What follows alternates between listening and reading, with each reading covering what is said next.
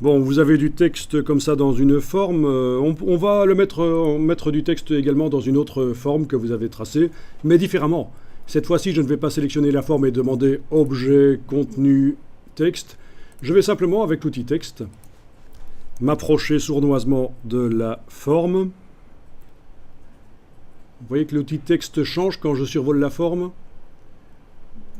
Ça devient un rond, l'icône du texte là. Ça devient un cercle pour indiquer que ça va être du texte captif. Il va être dans la forme quand je clique. Et voilà, je clique. La forme qui était une forme pour les images est convertie en forme pour du texte.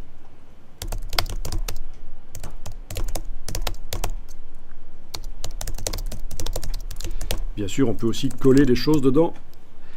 On n'est pas obligé de taper dans InDesign. Voilà.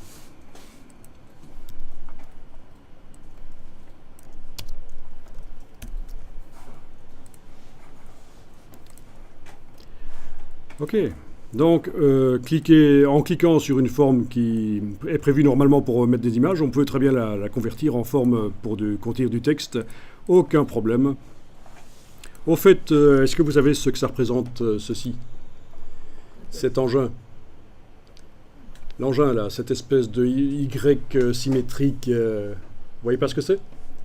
En fait, dans InDesign, comme dans tous les logiciels Adobe, il y a plein de petits outils comme ça et on ne sait pas ce que c'est si on ne regarde pas en arrière vers l'histoire de la typographie et de la mise en page. Je vais vous montrer rapidement ce que c'est.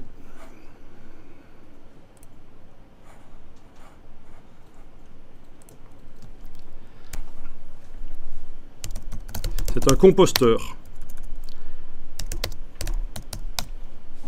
Ça représente un composteur, c'est-à-dire c'est l'imprimerie de Gutenberg.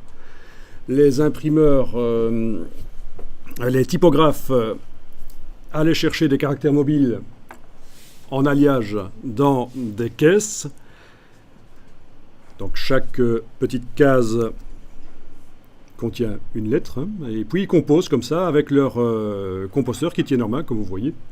Et c'est donc ça qu'on retrouve dans InDesign en fait et dans plein de logiciels sans qu'on sache pourquoi, et c'est vraiment assez intéressant de se rendre compte qu'il y a plein d'outils dans les logiciels Adobe, il y a plein de gens qui les utilisent et qui ne comprennent pas ce que ça représente, mais voilà, c'est ça en fait.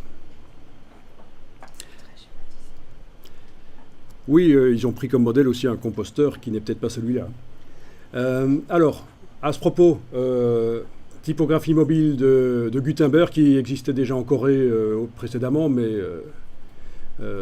lui, il n'a pas copié les Coréens, mais il a eu l'idée à peu près au même moment. Donc, c'est des caractères mobiles, c'est ça son idée. Et les caractères, comme vous voyez, sont rangés dans des petites cases, des caisses.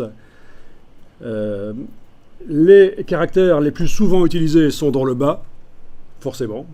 Et ceux les moins souvent utilisés sont dans le haut, pour éviter de faire des mouvements inutiles. Donc, les majuscules sont en haut, parce qu'on les utilise moins que les minuscules. Et de cette technique vient l'expression bas de casse et haut de casse.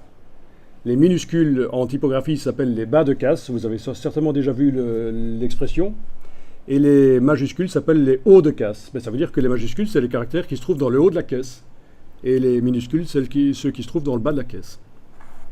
Donc voilà encore quelque chose qui vient de l'imprimerie de Gutenberg. Les bas de casse, les hauts de casse, si on ne sait pas, voilà.